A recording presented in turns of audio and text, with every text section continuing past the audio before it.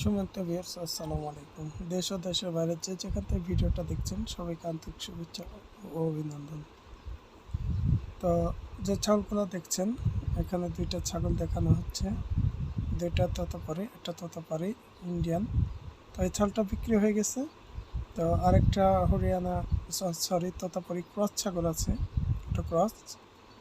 তো এই ছাগলটা আপনাদের দেখাবো আর ওটা জানাবো। তো সঙ্গে থাকুন আর ছাগলটা দেখুন।